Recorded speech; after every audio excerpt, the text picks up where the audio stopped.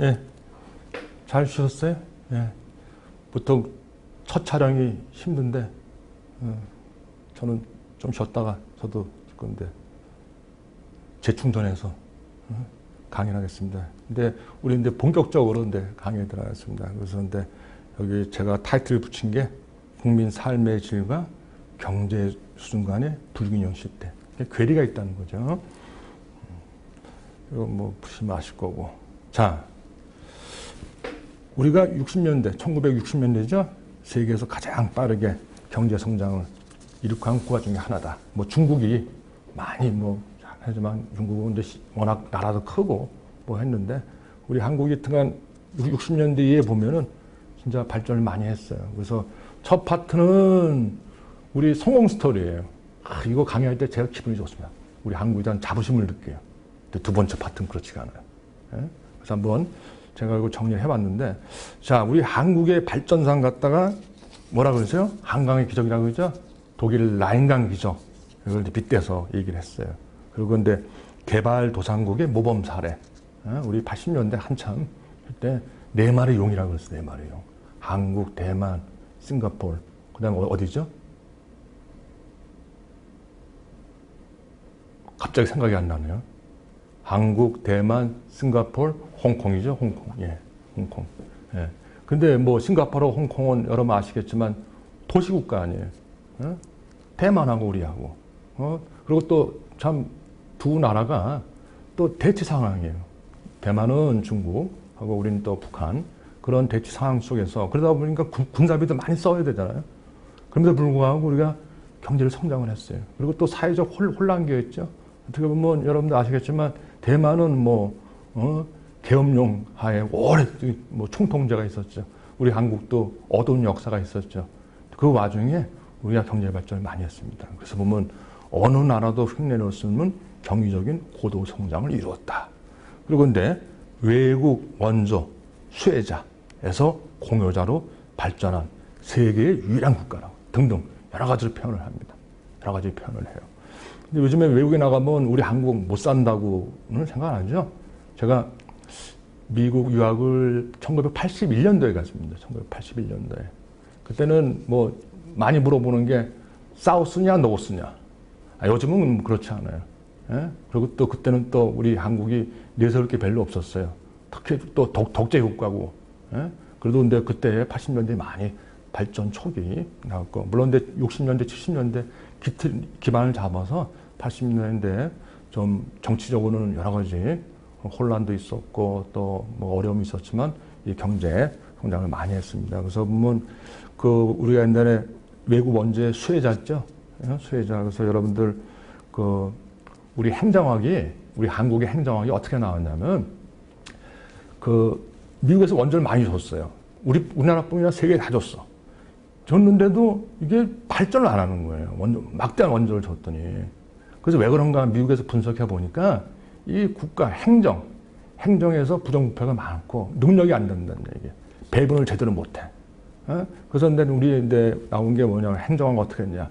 자, 그럼 국가 공무원들을 잘 키워야겠다. 만든 게 서울대 행정대학원입니다. 행정학이 여기서 나온 거예요. 그때 어떻게 했냐. 교수 요원들이 없어요. 그때 서울대 행정학과 있었는데 이건 법의 행정법이에요. 법대 안에 행정학과가 있었어요. 그래서 근데 그분 법이 아니라 우리는 한번 그 행정학을 여기서 국가 공무원들을 잘 키우자 해서 나온 게 뭐냐면 미국에서 돈을 줘갖고 미국 대학교에 교수 요원을 선발을 했어요. 근데 그분들이 뭐 박동서 교수, 오스콩 교수님 등등이 1세대예요. 그분들이 서울대 법대 행정과 행정법을 하신 분들을 갖다 뽑아서 미국의 미네소타 대학에다가 교수 요원을 뽑은 거예요. 그분들이 귀국을 해서 만든 게 서울대 행정대학원이에요. 그래서 여기서 이제 행정학과 전국으로 퍼지고, 그 다음에 60년대 또 팽배했던 게 뭐냐면 발전 행정이에요. 우리 행정학 분야의 하나가 발전 행정인데, 발전 행정 할 적에 제가 80년 초에 갔어도 그래요. 배울 때 보면 우리 한국이 모범사래요. 그래서 근데 우리가 근데 한국이 발전했다. 인스파이터 뭐뭐에도 불구하고 정치에도 불구하고 그런 얘기를 했어요. 그 뭘 발전했냐? 한국이 발전했다. because of 국가예요. 국가. 물론 국민도 포함되죠. 인적 자원이라는 얘기죠. 그래서 인적 자원을 모은 게 또 뭐 국가 역할이죠. 뭐 그래요. 뭐 우리 공무원도 문제 많죠. 그렇지만 다른 나라 뭐 필리핀이나 그런 나라에 비교해서 필리핀이 우리하고 잘 살았잖아요. 지금은 뭐 엄청난 차이가 나죠. 됐어요. 그래서 됐고 뭐 이제는 또 우리 학교에 국제대학원이 있어요. 한 100명쯤 있는데 다 외국 사람들, 한국 사람은 거의 없어요. 이 근데 코이카라는 우리 한국에서 그 외국에 있는 공무원들, 아르헨티나, 뭐 필리핀, 뭐 또 중동 국가, 모로코에서 와요. 초청을 하는 거예요. 그러니까 우리가 옛날에 그 장학금 받고서 선진국에 갔듯이 이제는 우리 한국의 학생들, 저 외국 학생들이 한국에 와서 배웁니다. 그래서 우리 이 강의실 말고 저 뒤에 강의실에서 아르헨티나 공무원들이 3개월 동안 훈련받은 분들도 있어요. 정보통신에 대해서. 그렇습니다. 그런데 하여튼 그렇게 됐죠. 자, 한국이 이룩한 경제성장. 이건데 우리가 근데 객관적인 데이터를 가지고 한번 볼게요. 먼저 근데 우리 경제 규모, 총량을 나타나는 것이죠. GDP. 1970년대 한 2조 7천억 정도. 그래서 80년대에 한 38조예요. 10년 사이에 14배가 증가한 거예요. 10년 사이에. 그때는 뭐 우리 성장률이 9%면 아이고 지금 어림도 없죠. 뭐 10%다 넘어갈 때. 그다음에 근데 그 20년 후에 1990년에는 186조 6천억. 그다음에 65배로 됐어요. 그리고 근데 외환 위기 좀 문제가 있었죠. 이걸 이제 극복하는 과정. 그래도 몇 배가 늘었어요. 603조. 그래서 2010년에는 1,173조 이렇게 증가했어요. 그런데 2008년에 보니까 우리 70년도랑 비교하니까 370배가 증가한 거예요. 370배. 엄청난 거죠. 그 다음에 2013년 때는 벌써 510배. 그리고 2024년 되면 앞으로 되면은 2,000조에 달할 것이다. 그리고 아시죠? 여러분, 우리 1996년에 OECD에 가입을 했어요. 그 OECD는 뭐예요? 선진국들이 모임입니다. 그때 우리가 가입을 했고, 물론 이게 명함이 있죠? 너무 일찍 가입해서 IMF 딱 맞았다. 뭐 그런 얘기도 있습니다. 어쨌든 간에 세계에서 인정받는 중진국 이상이다. 그렇게 했습니다. 그 다음에 우리 국민 생활 수준 정도를 우리가 평가할 수 있는 1인당 국민 총소득. 이게 우리가 53년대 한국전쟁 67달러예요. 67달러. 그리고 63년대 10년이 지나는데 100달러예요. 100달러. 그러니까 정체되어 있다는 얘기예요. 우리 사회가. 근데 우리 근데 60년대 더 산업화. 그래서 1970년대는 254달러. 자, 보세요. 한 7년 만에 2배가 늘어난 거예요. 그 다음에 1980년대 1600. 그 다음에 뭐 90년에 뭐 6000. 그 다음에 이제 2000년에 10,000달러 시대 됐다. 그 다음에 2008년에 그때는 근데 우리 2008년에 이제 세계 금융위기 있었죠? 리먼 브라더인가 뭐 어디서 그냥 해서 전 세계적으로. 그래서 근데 소폭 감소했지만 2010년에 다시 이제 20,000달러 진입했고, 그리고 2015년이 27,000달러예요. 그래서 근데 곧 30,000달러 시대로 갈 것이고, 2024년 되면 한 40,000달러 됩니다. 요 80년 아마 제 연령대든지 저보다 뭐 약간 우리 아무 때면 이 80년을 아마 잘 기억하실 거예요. 그때 무슨 좀 정치적 혼란 그게 아니고, 그 전에 뭐라고 하냐면 우리 박정희 대통령 양반이 평생 집권을 하려고 유신을 했지 않습니까? 이거 친이 구태타죠. 그때 명분경제가 뭐냐면 80년대에 국민소득 1,000달러, 그 다음에 수출 1,000억 달러. 그걸 모토로 삼았어요. 그렇게 하겠다고. 근데 우리가 80년에 1,600달러에 다 됐고, 그냥 그렇게 됐어. 그죠? 그때 뭐 신동호 화백이 만화를 만들어가고 책자를 만들어가고 동네에 뿌리고 다녔어요. 이게 앞으로 1980년 되면 100억 달러 수출에다가 1,000달러 국민소득 하면 뭐 잘 산다 뭐 됐어요. 자, 근데 무역금융 우리는 뭐 먹고 살 게 없죠. 한국 사람. 우리 땅도 좁고 뭐 70%가 산이고 지하자원도 별로 없고 가진 건 사람밖에 없어요. 또 시장도 적고 팔아야 돼 외국에. 팔아서 우리가 아까 얘기했죠. 80년대 100억 달러는 74년대 100억 달러 달성했어. 그 다음에 88년 우리 올림픽 할 때 1,000억 달러. 여러분들 올림픽 제가 88년에 올림픽 때 미국에 있었어요. 저는 월드컵 2002년 때도 미국에 영문형 갖는 바람에. 그래서 제가 88년에 올림픽 할 때 이 한국을 보는 시각이 확 달라졌어요. 확 달라졌어요. 그렇죠. 우리나라가 올림픽을 개최하다니 됐고, 뭐 월드컵 2002년 월드컵, 뭐 붉은 악마 막 남들은 신날 때 저는 미국에서 응원도 뭐 이렇게 하고 우리 집사람은 축구 안 좋아, 우리 딸내미도 안 좋아해요. 그래서 깨서 역사적인 순간이다 4강을 했는데 하여튼 그랬어요. 그때도 뭐 난리 났죠. 예? 그 2000에 3천억 달러, 4천억 달러 뭐 쭉 보시면 아실 거예요, 여러분들. 다음 우리가 미국 규모가 11번째예요. 여러분 상상이 안 가죠? 제가 79년도에 아니 뒤죠, 그렇죠? 79년도에 미국 97년이네요. IMF 터질 때 우리 카드를 안 받았어요. 한국 카드를 안 받았어요. 우리나라 망했다. 그런데 뉴스에 나오는 게 뭐냐면 한국 경제 규모가 10등이에요, 10등. 몰랐어 외국 사람들이. 그래서 야, 한국이 그렇게 부자 나라였어? 오히려 또 그렇게 되더라고요. 또 어쨌든 간에 이것도 뭐 세계에서 가장 빠르게 극복을 하고 뭐 2010년에서 5천 달러 수입도 다 수출 합쳐서 이제 1조 달러. 1조 달러. 예? 예? 그래서 뭐 무역 규모 순위 10위. 그래서 시대가 변해도 우리가 뭐 10위에서 뭐 11위 막 그렇게 갑니다. 9위도 됐다가. 그래서 이탈리아 제치고 우리가 세계 8위로 올랐어요. 2012년에. 우리가 저 60년대 절대적 농업국가에서 농촌. 예? 우리 외갓집이 서울 근교예요. 지금은 뭐 그냥 삐둥 들어서고 막 섰는데 그때 비포 정도로 했어요. 그거 다 논밭했어, 논밭. 다들. 그래서 우리 외삼촌, 거기에 계속 살고 있는 외삼촌은 부자가 됐고, 일찍 도시로 온 외삼촌들은 그냥 그렇게 사시고 그래요. 그 정도로 참 농업국가 이렇게 했는데, 여러분 보세요. 60년대, 우리가 뭘 먹었나. 자, 미국에서 남아도는 농산물. 그래서 잉여 농산물이라고 그래요. 옥수수. 이게 너무 과잉 생산되니까 우리가 수미하는 것처럼 노는 거예요. 우리 쌀 남아도나 사는 것처럼. 옥수수, 그다음 우유, 분유로 만들어요. 밀가루, 또 설탕. 큐바랑 한국하고 미국하고 친했거든요. 나중에 큐바 혁명 나서 이거 설탕을 갖다 그냥 원조 차원에서 수입을 해줘. 이게 남아도라. 이게 한국에 준 거예요. 그러니까 우리가 뭐 먹었어요? 옥수수빵. 점심 때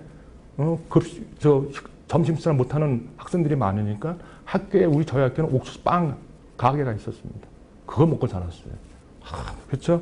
근데 지금은 뭐 전자, 자동차, 조선 이게 뭐 세계 5위권에 달할 정도로 이 산업 강국으로 즉 농업 국가에서 산업 강국으로 우리가 성장하였다. 그래서 뭐 반도체, 섬유도 근데 요즘에 사양 산업이라면 그렇지 않아요. 고가 높은 게 또 많아요. 있고 통신기기 뭐 말할 것도 없죠. 이제 일본을 꺾는 거예요. 일본. 뭐 이런 게 통신기 2배 앞서고 삼성전자가 파나소닉 4배. 아이고 제가 아까 말씀드렸죠. 81년에 유학 갔다고. 그때는 소니 텔레비, 파나소닉, 산요 뭐 다 일제가 쓸었어요. 우리 삼성전자 건 저 구석에 12인치짜리. LG 그때는 골드스타 있는데 LG는 가끔 보여요. 그 정도 수준이었는데 제가 뭐 연구년 2번 가보니까 뭐 이제는 뭐 삼성하고 LG가 가정까지 이 통신기기 말할 것도 없고 모토로라가 세상에 1달러예요. 개통하는데 삼성전자 우리 뭐 갤럭시 그런 건 그렇지가 않아요. 몇백 불 주고 사야 돼요. 그 정도로 돼 있다는 거. 그리고 현대자동차가 미국 시장에 들어온 게 미국 시장은 이제 세계에서 다 들어오기 때문에 경쟁이 심하거든요. 80년대 중반, 84년인지 85년. 우리 동네는 85년에 들어왔는데 포니. 그때 차 중에 제일 쌌어요. 포니가. 그때 이제 수입한 게 2개 차종이 있었는데 당시에 유고슬라비아에서 유고, 차 이름이 유고예요. 그다음에 한국의 포니인데 제일 쌌어요. 그래서 유고차는 망했어. 5만 대를 팔아야지 이게 맞는데요. 근데 우리나라는 10몇만 대를 팔아갖고 그때부터 승승장구해서 지금은 뭐 미국 시장에 가면 고급차도 제네시스 뭐 등등해서 고급차 또 뭐 일본과 뒤지지 않고 경쟁할 수 있는 그 돼 있다. 자, 그래서 이렇게 보시면 그런데 했는데 참 근데 제가 근데 학부에도 이걸 강의를 해요. 이 역사적 얘기해줘요. 똑같이 얘기를 해주는데, 학부에 들었는데 나이가 어리니까, 그거 들으면서도 또, 아니, 무슨 소리냐. 이걸 몰라요. 이 파트는. 왜? 그때 잘 모르는 거예요. 우리가 얼마나 못 살았는지. 이때부터는, 이 성공 스토리는 이해 못 해요. 예? 근데 지금 스토리, 지금부터는. 이건 좀 비관적이죠. 우리 어두운 면이. 이렇게. 자, 이렇게 우리가 쭉 그동안 데이터를 봤죠. 진짜 경이로운 경제 성장을 한 거예요. 그러나인데, 이러한 경제 성장이 우리 삶의 질, 우리 만족도, 행복도에 얼마나 귀하느냐에 대한 의문을 많이 제기합니다. 과연 우리 국민들이 전부 다 행복한가? 여러분 한번 스스로 한번 보세요. 전부 다 행복한가? 소득 수준의 향상이 생활의 풍요, 또 삶의 질적인 측면이 있죠. 거기에 기여를 했는지, 향상에 기여했는가. 물론 근데 그동안 전려적 빈곤이 많이 해소가 됐어요. 크게 기여했어요. 예? 했는데 이게 문제가 많다는 얘기예요. 자, 산업화 쭉 하다 보면 빈부격차가 심해졌죠. 특히 이제 우리나라하고 대만하고 차이가, 우리는 재벌 중심으로 갔어요. 재벌.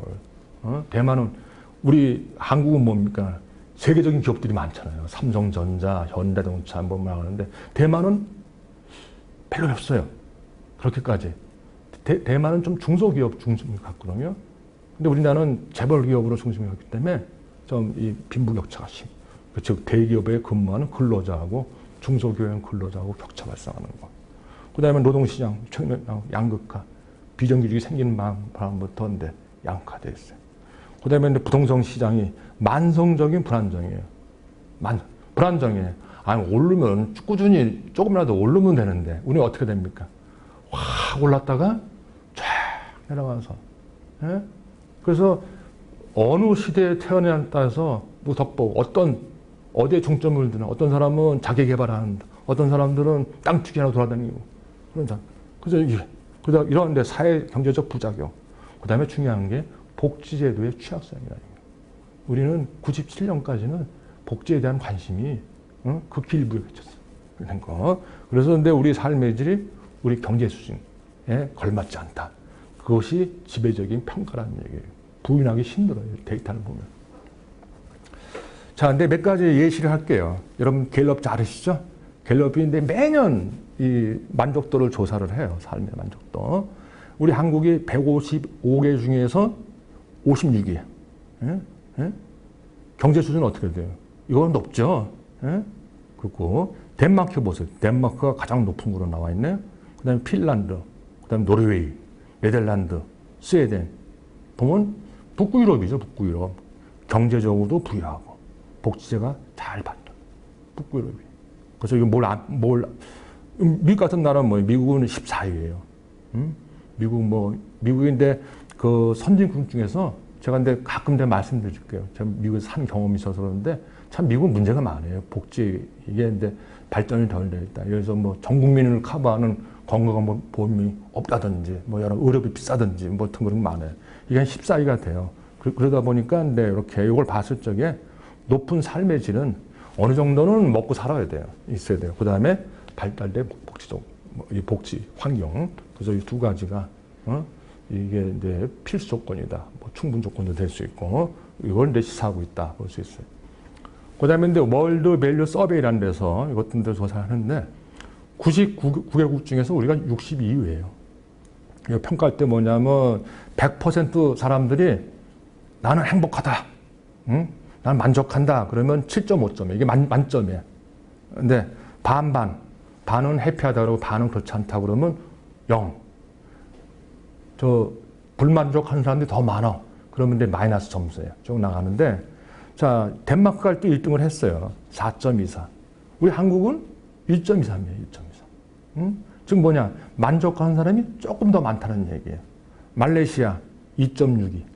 필리핀 2.47. 베트남 2.52. 보다 못하다는 얘기예요. 우리가 분명히 이들 국가보다도 경제는 많이 앞서 있는데 국민들의 삶의 만족도, 행복도는 낮다는 이유예요. 그리고 근데 OECD 쪽 조사해봤더니 이 우리가 근데 30%예요. 예? 정도 돼요. 예? 브라질, 멕시코보다 못하다는 얘기예요. 여기에 평균인데 파란 게 이쪽에 평균인데 우리 한국은 여기에 있죠. 여기 있어요. 조금 뭐 여기면 또 덴마크 그런 나라죠. 이렇게 스웨덴, 뭐 아일랜드, 뭐 이렇게 캐나다, 스위스, 스위tzerlän드, 뉴질랜드, 노르웨이. 자, 그런데 그 긍정적인 게 하나 있는데 여기 보면 뭐 긍정적인 거보다 인도네시아, 차이나, 인디아보다 높죠. 예? 근데 여기 근데 위에 점들 있죠. 다이아몬드. 여기 뭐냐면 근데 5년 후에 어떨 것 같으냐. 미래를 본 거예요. 그때 좀 보세요. 인도네시아 지금은 낮지만 앞으로는 좋아질 거라고 그래. 앞으로는 좋아질 거라 이렇게 돼요. 여기는 워낙 높으니까 90%니까 뭐 거의 정체되어 있는데 우리 한국도 그래도 좀 높은 편이에요. 그래도 미래에 대한 이 데이터만 볼 때는 그래도 앞으로 희망적이 아니냐, 좋아지지 않겠나 그런 면이 있습니다. 그렇지만 여러 가지 데이터를 보면 일관되게 나오는 게 우리 경제 수준에 비해서 우리 삶의 만족도는 한참 뒤쳐 있다. 근데 우리 청소년들, 아이고, 우리 청소년들이, 우리 어릴 때는 되게 참 쪼꼬렛이 어디 있었어요, 쪼꼬렛이. 우리 음료수, 사이다, 콜라죠. 소풍 갈 때나, 갖고 갔지. 지금은 뭐 흔해 빠진 게 그만 먹어라, 뭐 그럴 정도인데. 자, 이 보니까 연세대학교하고 근데 방정환 재단이 있어요, 우리. 그래서 초등학교 4학년, 고등학교 3학년까지 한 5,400명 정도 대상으로 야, 너희들 삶에 만족하는가? 했더니 우리 한국의 청소년들은 53.9%, 54%. 그러니까 반 약간 넘죠? 그랬어요. 근데 이게 제일 꽁찌예요, 꽁찌. 응? 평균이 84.8이에요. 그거보다 30%가 낮은 거예요. 우리 어린 학생들이. 예? 네덜란드보다는 40% 낮고. 왜 꽁찌예요? 즉, 이게 뭐 아일랜드 그런 나라 83, 다 모든 국가들이 80점 다 넘습니다. 90점도 되고. 근데 우리는 53.9%예요. 뭐 우리 국민 전체도 그렇고 우리 미래의 세대를 미래를 짊어져갈 그런 젊은 세대가 어린 세대가 이렇게 삶에 대해서 만족을 못하고 있다는 얘기입니다. 뭐 지금 아까 제가 말씀드렸지만 우리 과거에 비해서 경제적으로는 풍풍이 어렵죠. 어렵지만 이렇게 이 삶에 대한 만족도는 이렇게 다른 나라 비교해서 상대가 안 될 정도로 너무 하위권에 있다는 거. 자, 또 근데 OECD 국가 30개 대신에 종합 복지 지수. 이건 근데 조선일보에서 한 건데, 이건 근데 총체적 복지 수준을 평가하자. 아까는 그냥 만족도만 봤는데, 그래서 근데 5가지 지표를 했어요. 근데 고용, 활력 지표. 그래서 뭐 고용률, 실질 경제 성장률, 생산성 증가율, 지금 뭐예요? 이게 높을수록 좋은 거죠. 그 다음에 재정 지표, 부채 비율 낮으면 좋은 거죠. 재정 적자율 낮으면 좋은 거고, 뭐 어떻게 나가요? 복지 수요, 복지에 대한 수요가 얼마냐? 노인들이 많으면 어떻게 해요? 수요가 많다는 얘기죠. 진위 개수는 근데 불평등을 평가하는 건데 진위 개수가 높을수록 불평등한 국가예요. 그러니까 높을수록 어떻게 돼요? 복지 수요가 더 크다는 얘기예요. 빈곤율 당연히 그렇죠. 실업률도 그렇죠. 높을수록 복지 수요, 즉 장애인 비율 높으면 복지 수요가 크다는 얘기죠. 자, 그럼 근데 복지를 얼마만큼 충족을 하나? 이런 수요에 대해서. 지표를 보면, 뭐, 여기 이제 공적연금, 국민연금이라고 그러죠. 건강보험, 고용보험 쭉 나와요. 그 다음에 이제 국민 행복 지표가 있어요. 여기 이제 주관적 행복도, 평균 수명, 여가 시간, 그 다음에 자살률, 출산율. 자, 이렇게 자살률이 높으면 어떻게 돼요? 이건 행복하지 않다는 얘기예요. 이게 곧 내가 말씀드릴 것입니다. 그래서 이렇게 쭉 봤는데, 우리 한국이 보세요. 경제 활력은 12등이에요. 그래도. 그리고 재정은 4%, 아니죠. 4위에 4위. 그러니까 우리나라가 다른 나라에 비해서 재정 적자가 적어요. 4위. 그리고 근데 복지 수요는 17위. 자, 이 복지 수요를 충족을 잘 하느냐? 이건 28위예요. 28위. 예? 30개 중에. 그 다음에, 자, 국민 행복도 29위예요. 예? 29위. 헝가리가 30. 마지막 헝가리. 1등이 또 노르웨이, 네덜란드, 스웨덴 그런 나라들이죠. 예? 이렇게 돼 있다는 얘기예요. 그래서 근데 이걸 봐서도 일관되게 우리 경제하고 경제 수준에 비해서 이 삶의 만족도가 낮다는 거. 자, 그리고 근데 이 자살률, 우리가 근데 자살이란 건 뭐예요? 의도적으로 생명을 끊는 거거든요. 삶 끊는 행위예요. 이거는, 저는 상상도 못하죠. 예? 여러분들도 상상 못하죠? 이거는 진짜 극단적인 행동 아닙니까? 이건 내 개인적인 쇠락, 자기 문제가 있어서 그런 것도 있지만 중요한 게 뭐예요? 그 사람들이 살아가는 이 삶의 공간, 사회의 취약성을 보여주는 거예요. 우리 국가의 취약성을 보여주는 거예요. 예? 뭔가 공간, 우리가 사는 데 있어서 개인적인 문제지만 이 개인적인 문제 갖다가 국가가 적절히 대응을 해서 그걸 좀 완화시켜주면 극단적인 생활을 안 할 거라는 얘기예요. 생각 안 할 거라는 얘기예요. 근데 그렇다는 얘기예요. 우리 한국 사람들이 옛날에 자살한 사람들 빼. 우리 뭐 사극을 봐도 사약을 먹여도 안 먹으려고 그래요. 잘 자살 안 해요. 그 다음에 일본 보세요. 자살 많이 한다고 듣잖아요. 우리나라가 일본보다 더 높아요. 예? 자, 그래서 근데 이 자살은 한 개인이나 인구 집단의 삶의 질을 측정하는 대리 지표를 많이 써요. 그래서 프락시 인디케이터라고 해요. 즉, 자살률이 높으면 어떻게 돼? 삶의 질이 나쁘다는 얘기예요. 이건 개인뿐 아니라 이 사회 전체 이렇게 볼 수가 있다. 그래서 근데 우리 95년에 그러니까 IMF 전이죠. 우리가 평균 OECD 평균보다 낮았어요. 한 12명, 12.7명이죠. 10만 명당. 근데 외환위기 딱 되니까 1년 만에 21명, 20.7로 갑자기 올랐어요. 근데 그 후에 막 올랐어요. 자, 95년에 봤을 적에 사망 원인이 9위예요. 사망 원인이. 근데 2007년부터는 바뀌었어. 암, 뇌혈관 질환, 심장 질환. 이건 병이죠, 병. 다음으로 높은 거예요. 4위에 4위. 그 연간 한 14,000명. 하루에 한 40명 정도가 자살하고 있어요. 요즘에 자살하면 언론에도 잘 안 나와요. 하루에 40명 정도가 자살하는데, 뭐 집단 자살을 했다든지, 뭐 여러 가지 그런 특이한 사람 빼놓고는 안 나와요. 그 정도로. 1년에, 여기 보세요. 14,000명이 14,000명. 자살하는 게. 그래서 근데 우리가 이 자살률이 29명으로 OECD 중에 가장 높아요. 근데 이게 무슨 역사적으로 그런 게 아니냐. 진짜 몇십 년 그 사이에 특히 IMF에 의해 이런 현상이 지속되고 있다는 얘기예요. 지속됐다는 얘기. 그래서 평균보다, OECD 평균보다 2배가 넘어요. 그리스가 가장 낮대요. 3점, 잘 안 죽어 자살 안 해요. 9배가 높다는 얘기예요. 9배가. 여기 보시죠? 이건 뭐 표로 이렇게 쭉 나타난 거죠. 한국이 뭐 진짜 일본 많이 한다 그러죠? 야, 29.7. 뭐 일본은 여러분 아시겠지만 잃어버린 10년이 아니라 잃어버린 20년이고 또 노령 사회가 많이 됐기 때문에 이게 이제 지금 커지는데 우리 한국은 일본처럼 아직까지는 노령화가 안 되어 있는데 이렇게 나온다는 얘기예요. 그 노인 자살률이 많이 늘어나고 있어요. 이것도. 근데 뒤에 보시면 압니다. 자, 근데 자살 증가율을 볼게요. 증가율. 자, 근데 자살 보면은 OECD 국가는 한 20%가 감소했어요, 전부 다. 예? 요 기간 동안.